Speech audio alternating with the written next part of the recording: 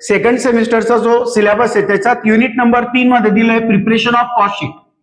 Preparation of cost sheet याच्यामध्ये sub unit दिलेले आहेत. Number 1 meaning of cost sheet, nature of cost sheet. Cost sheet म्हणजे काय, cost शीटचं स्वरूप काय आहे, advantages and disadvantages of cost sheet, cost शीटचे फायदे आणि तोटे काय, preparation of cost sheet for ascertainment of cost and profit.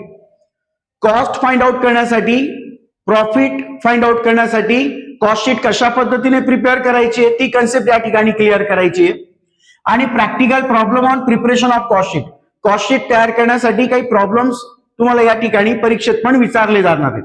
ठीक आहे, तर महत्वाचं टॉपिक आहे आणि याच्यावरती कंपल्सरी तुम्हाला प्रॉब्लेम येणारच आहे परीक्षेमध्ये आणि एखादी शॉर्ट नोट्स वगैरे पण याच्याशी रिलेटेड विचारली जाऊ शकते. महत्वाचं टॉपिक आहे, सगळ्यांनी व्यवस्थित समजून घ्यायचं. Meaning of cost sheet. Cost sheet म्हणजे काय, कॉस्ट शीटचा अर्थ काय, cost sheet is a statement which shows various component of total cost of a product. Total cost of a product म्हणजे एखादं प्रोडक्ट तयार करण्यासाठी जो एकूण खर्च लागतो, जो टोटल कॉस्ट आहे त्याचे वेगवेगळे कंपोनंट्स ज्या स्टेटमेंट्स मध्ये शो केले जातात, दाखवले जातात, त्याला आपण कॉस्ट शीट असं म्हणतो.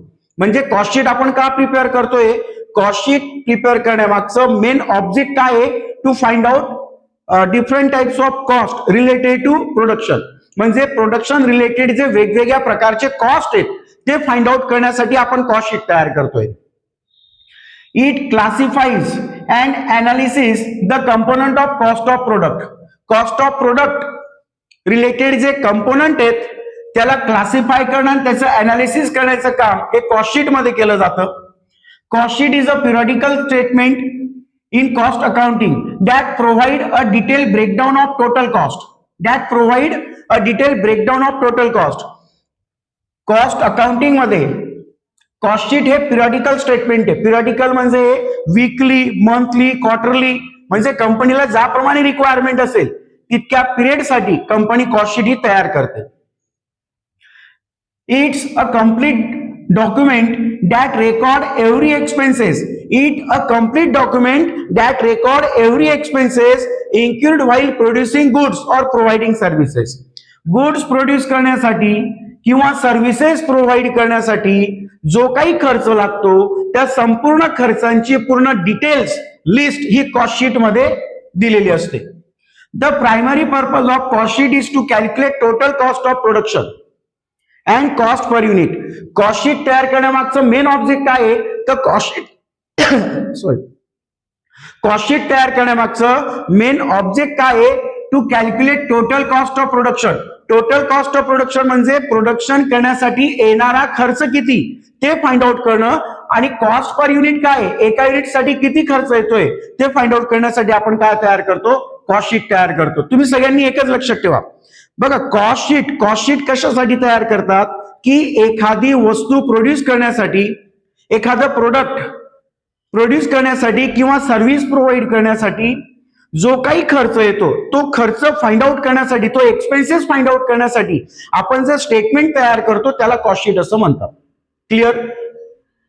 Nature of cost sheet. Cost शीटचं स्वरूप काय, कॉस्ट शीटचं नेचर काय, तर कॉस्ट शीटचं नेचर त्याच्यामध्ये नंबर 1 पिरियडिक स्टेटमेंट. म्हणजे कॉस्ट शीट हे पिरियडिकल स्टेटमेंट आहे. पिरियडिकल म्हणजे याचा जो पिरियड आहे तो फिक्स नसतो. ज्याप्रमाणे कंपनीची रिक्वायरमेंट असेल, डेली, वीकली, मंथली, क्वार्टरली किंवा अॅन्युअली, त्या पद्धतीने त्या पिरियडसाठी, पर्टिक्युलर पिरियडसाठी कंपनी काय तयार करते, कॉस्ट शीट तयार करते. म्हणजे कॉस्ट शीट हे काय आहे, पिरियडिक स्टेटमेंट आहे. Number 2 analytical structure. Analytical structure cost sheet मध्ये जे एक्सपेन्सेस आहेत ते क्लासिफाय केले जातात.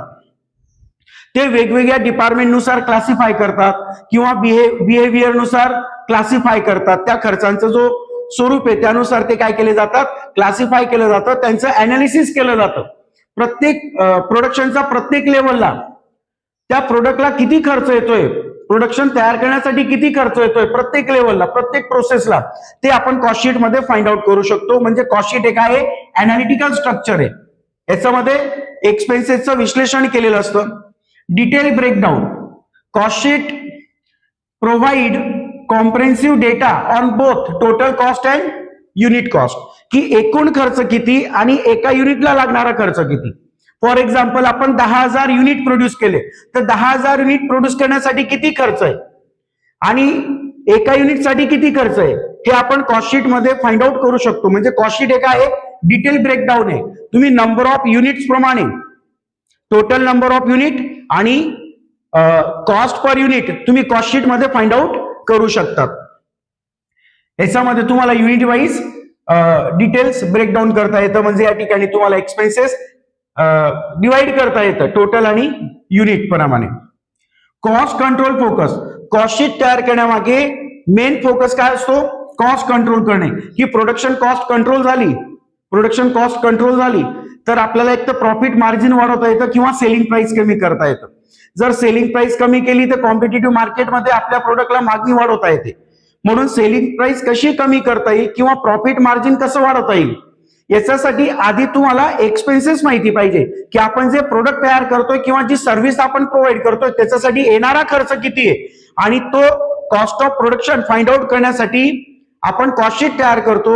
आणि कॉस्ट ऑफ प्रोडक्शन जर फाइंड आउट करता आलं तर त्याला आपल्याला सहज कंट्रोल पण करता येतं की प्रोडक्शनचा कोणत्या लेवलला किती खर्च येतोय आणि कुठे आपण तो खर्च वाचवू शकतो. याच्यासाठी सुद्धा काय केली जाते? कॉस्टशीट तयार केली जाते. म्हणून इथे दिलेलं आहे कॉस्ट कंट्रोल फोकस. म्हणजे कॉस्ट कंट्रोल करण्यावरती काय केला जातो? फोकस केला जातो. एक्सक्लुडेड आयटम्स, फायनान्शियल एक्सपेन्सेस और इन्कम्स म्हणजे फायनान्स रिलेटेड. जसं आपण लोन घेतलं असेल बँकेतनं त्याच्यावरती आपण इंटरेस्ट पेड केलं असेल तर ते कॉस्टशीट मध्ये आपण घेत नाही. किंवा इन्कम टॅक्स पे केला असेल तर त्याची नोंद कॉस्टशीट मध्ये होत नाही. शेअर होल्डर लोकांना डिव्हिडंड वगैरे आपण पेड केलं असेल तर त्याची सुद्धा नोंद कॉस्टशीट मध्ये केली जात नाही. म्हणजे जे फायनान्स रिलेटेड जे इन्कम आणि एक्सपेन्स आहेत, फायनान्स एक्सपेन्स किंवा इन्कम याची नोंद कॉस्टशीट मध्ये होत नाही. हे लक्षात ठेवायचं आहे. ठीक आहे. कॉस्टशीट मध्ये फायनान्शियल एक्सपेन्सेस आणि इन्कम याची नोंद होत नाही. नंतर दिलंय कंपॅरिझन टूल्स. आता कंपॅरिझन टूल्स याचा अर्थ काय? It include figure from prior period और estimated figure of comparison adding in performance assessment. याचा अर्थ काय? कंपॅरिझन टूल म्हणजे काय की ज्यावेळेस आपण एखाद्या प्रोडक्शनला सुरुवात करतो, एखाद्या प्रोडक्टचा प्रोडक्शनला सुरुवात करतो, वस्तूचा उत्पादनाला सुरुवात करतो त्यावेळेस त्याचा अंदाज काढलेला असतो की युनिट तयार करण्यासाठी प्रोडक्शन करण्यासाठी आपल्याला किती खर्च येणार आहे. म्हणजे त्याला आपण एस्टिमेट फिगर्स असं म्हणू, एक अंदाजे खर्च काढला जातो. आणि ज्यावेळेस प्रोडक्शन ऍक्च्युली पूर्ण होतं तर प्रोडक्शन पूर्ण झाल्यानंतर आपल्याला एकूण खर्च किती आलेला आहे हे कंपॅरिझन करण्यासाठी कॉस्टशीटचा उपयोग होतो. म्हणजे प्रायर डेटा, हिस्टॉरिकल डेटा, जो एस्टिमेटेड डेटा होता तो आणि ऍक्च्युअल जो डेटा आहे तो याला कंपॅरिझन करून कंपनी डिसाइड करते की आपला जो एस्टिमेट आहे तो बरोबर होता का न होता. जर जास्त असेल तर कोणता खर्च वाढतोय किंवा त्याला कसा कंट्रोल करता येईल या पद्धतीचे महत्वाचे निर्णय कॉस्टशीट वरनं घेता येणं सोपं होऊन जातं. आणि शेवटचं दिलेलं आहे output oriented. Output oriented, the data is usually prepare based on total unit produce. म्हणजे जी कॉस्टशीट आपण तयार करतो, कॉस्टशीट तयार करण्याचा जो बेस आहे तो काय आहे? Total unit produce. जितके आपण युनिट तयार केले असतील त्याच्या बेसिस वरती कॉस्टशीट तयार केली जाते. ठीक आहे. म्हणजे आउटपुट म्हणजे काय? जितके नंबर ऑफ युनिट आपण प्रोड्यूस केले त्याच्याशी रिलेटेड त्या आउटपुटसाठी, त्या नंबर ऑफ युनिटसाठी आपण काय तयार करतो? कॉस्टशीट तयार करतो. बघा, नेचर ऑफ कॉस्टशीट पुन्हा एकदा रिपीट करतो, सगळ्यांनी लक्षात ठेवा. पिरियडिक स्टेटमेंट, कॉस्टशीट आहे पिरियडिकल स्टेटमेंट आहे. एक फिक्स पिरियड नसतो, जशी रिक्वायरमेंट असेल त्यानुसार daily, weekly, monthly, quarterly, 6 monthly, annually cost sheet तयार करता येते. अॅनालिटिकल स्ट्रक्चर, याच्यामध्ये प्रोडक्शन रिलेटेड जे डिफरंट एक्सपेन्सेस आहे, जे वेगवेगळे एक्सपेन्स आहेत त्याला क्लासिफाय केलं जातं, त्याचं अनालिसिस केलं जातं. म्हणजे कॉस्टशीट एक आहे अॅनालिटिकल स्ट्रक्चर आहे. डिटेल ब्रेकडाऊन, याच्यामध्ये टोटल कॉस्ट आणि कॉस्ट पर युनिट असं टोटल आपल्याला फाइंड आउट करता येतं. कॉस्ट कंट्रोल फोकस, कॉस्टशीट तयार करण्यामागचा उद्देश कॉस्ट कंट्रोल करणे, प्रोडक्शन कॉस्ट कमी करणे. एक्सक्लुडेड आयटम, फायनान्शियल एक्सपेन्सेस और इन्कम याची नोंद कॉस्टशीट मध्ये होत नाही. आणि कंपॅरिझन टूल्स, एस्टिमेटेड फिगर आणि ऍक्च्युअल फिगर याला कम्पेअर करून काही मॅनेजमेंटला महत्वाचे डिसिजन घेता येतात. तर हे नेचर ऑफ कॉस्टशीट तुम्ही लक्षात ठेवायचंय. ठीक आहे. पॉइंट्स लक्षात ठेवा, बाकी सगळ्या गोष्टी बरोबर आठवतील तुम्हाला. ठीक आहे, मुद्दे लक्षात राहिले तर त्याच्यामध्ये काय लिहायचं हे बरोबर आपल्याला समजून जातं. त्याच्यानंतर पुढचं टॉपिक आहे advantages of cost sheet. Advantages of cost sheet. कॉस्टशीटचे ऍडव्हान्टेजेस काय, कॉस्टशीटचे फायदे काय, कॉस्टशीट तयार करण्यामागे मेन ऍडव्हान्टेजेस. पहिला ऍडव्हान्टेजेस काय आहे, help in cost control and reduction. Help in cost control and cost reduction. Cost sheet आपण तयार करतो त्याच्यामध्ये काय लिहितो आपण, प्रोडक्शन रिलेटेड जे सर्व एक्सपेन्स आहेत, प्रत्येक लेवलला प्रोडक्शनला किती खर्च येतोय तो त्या ठिकाणी आपण लिहितो. म्हणजे ऍक्च्युअल प्रोडक्शन साठी खर्च जो येतोय तो आपल्याला समजतो. आणि कॉस्ट ऑफ प्रोडक्शन जर खूप जास्त असेल, कॉस्ट ऑफ प्रोडक्शन जर खूप जास्त असेल तर तो कॉस्ट ऑफ प्रोडक्शनचा जो खर्च आहे तो कंट्रोल कसा करता येईल, कॉस्ट कंट्रोल कसं करता येईल हे आपल्याला कॉस्टशीट वरनं समजतं. कॉस्टशीट तयार केल्याशिवाय तुम्हाला कॉस्ट कंट्रोल करता येणार नाही किंवा कॉस्ट रिडक्शन करता येणार नाही. म्हणून कॉस्टशीट तयार करण्यामागचा पहिला ऍडव्हान्टेजेस काय की आपल्याला कॉस्ट कंट्रोल करता येतात आणि कॉस्ट रिडक्शन करता येतात, खर्च कमी करता येतात किंवा खर्चांवर आपल्याला नियंत्रण ठेवता येतं. Number 2, help in fixing selling price. Cost sheet तयार करून आपल्याला कॉस्ट ऑफ प्रोडक्शन किती हे समजतं आणि ज्यावेळेस तुम्हाला total cost of good sold calculate करता येते, म्हणजे ज्यावेळेस तुम्ही फाइंड आउट करता total cost of good sold त्यावेळेस त्याच्यामध्ये प्रॉफिट ऍड करून तुम्ही सेलिंग प्राइस डिसाइड करू शकतात. म्हणजे सेलिंग प्राइस जर तुम्हाला काढायची असेल तर त्याच्यासाठी अगोदर कॉस्ट ऑफ प्रोडक्शन माहिती असणं गरजेचं आहे. कॉस्ट ऑफ प्रोडक्शन माहिती पडल्याशिवाय किंवा समजल्याशिवाय सेलिंग प्राइस काढता येत नाही. वस्तू कितीला तयार होते हे समजल्यानंतरच ती वस्तू कितीला विकायची हे आपल्याला समजतं. म्हणून या ठिकाणी दुसरा ऍडव्हान्टेजेस काय आहे, सेलिंग प्राइस फिक्स करणे. Help in fixing selling price. Help in performance evaluation. Performance evaluation. It allow management to compare current cost and previous period, helping evaluate efficiency and pinpoint area of cost reduction. म्हणजेच काय, performance evaluation काय की मागच्या महिन्यामध्ये आपण 10,000 unit produce केले, त्याचा खर्च किती आहे आणि करंट मंथ मध्ये आपण 10,000 युनिट प्रोड्यूस केले त्याचा खर्च किती आहे हे जर कम्पेअर केलं आणि याच्यामध्ये जर डिफरन्स असेल तर डिफरन्स काय येतोय, डिफरन्स काय येतोय, कॉस्ट ऑफ प्रोडक्शन मागच्या महिन्यामध्ये कमी होतं आणि या महिन्यामध्ये जास्त आहे तर त्याच्या मागे काय रिझन, हे रिझन फाइंड आउट करता येतं आणि एक परफॉर्मन्स इव्हॅल्युएट करता येतो. परफॉर्मन्स इव्हॅल्युएट करता येतं की लेबर इफिशियन्सी कमी झाली का वाढली आहे किंवा रॉ मटेरियलच्या रेटमुळे अशा पद्धतीने कॉस्ट ऑफ प्रोडक्शन वाढलेलं आहे. तसे भरपूर रिझन्स त्या ठिकाणी आपल्याला फाइंड आउट करता येतं आणि तो परफॉर्मन्स इव्हॅल्युएट करता येतो. Help in decision making. Help in decision making म्हणजे काय की मॅनेजमेंटला वेगवेगळ्या प्रकारचे डिसिजन घ्यायचे असतात. ज्या पद्धतीने समजा रॉ मटेरियल परचेस करायचंय तर सप्लायर्स कडनं रॉ मटेरियल परचेस करताना कोणत्या प्राइसने परचेस करायचे, रॉ मटेरियल किती लागणार आहे, कॉस्ट ऑफ मटेरियल कंझ्युम किती हे जोपर्यंत समजत नाही तोपर्यंत किती रॉ मटेरियल परचेस करणार, कसं काय डिसाईड करणार, तर ते डिसाईड करायचंय. त्याच्यानंतर कॉस्ट कंट्रोल करायचंय किंवा प्रोडक्शनची प्लॅनिंग करायची आहे, बरोबर. तर हे सगळे डिसिजन घेण्यासाठी कॉस्टशीटची गरज पडते. म्हणजेच मॅनेजमेंटचा डिसिजन मेकिंग मध्ये कॉस्टशीट महत्वाची.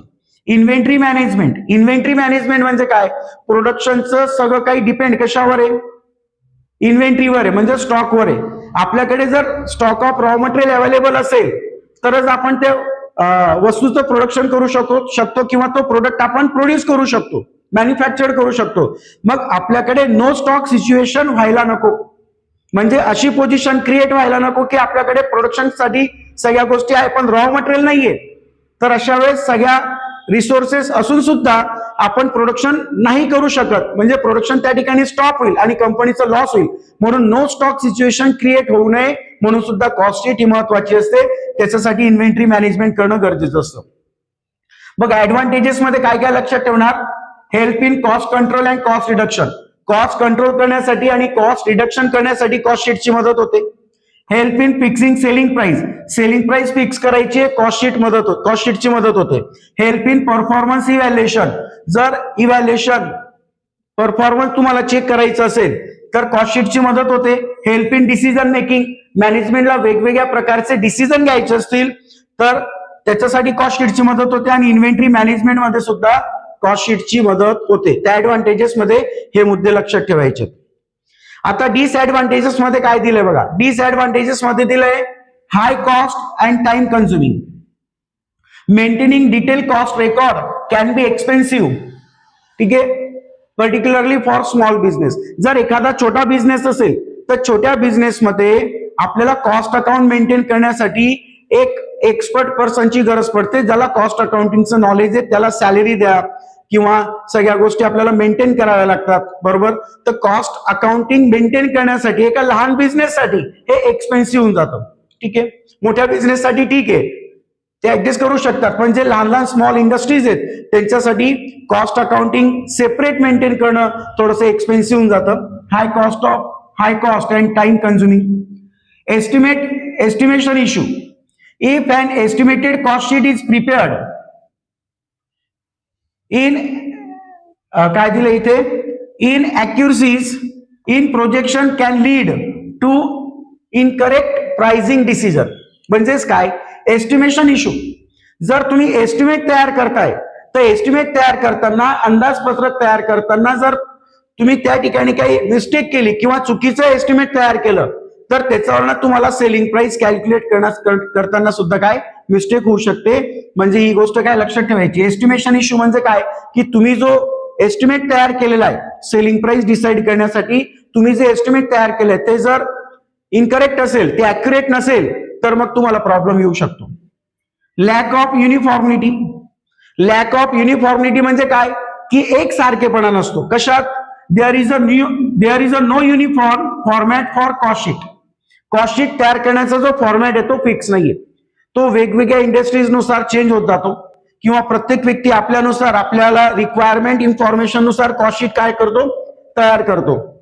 तर याचा जो फॉर्मॅट आहे तो काही फिक्स फॉर्मॅट नाहीये, जशी गरज त्या पद्धतीने ती कॉस्ट शीट तयार केली जाते. Lakh of uniformity. ठीक आहे. Neglects non monetary aspect.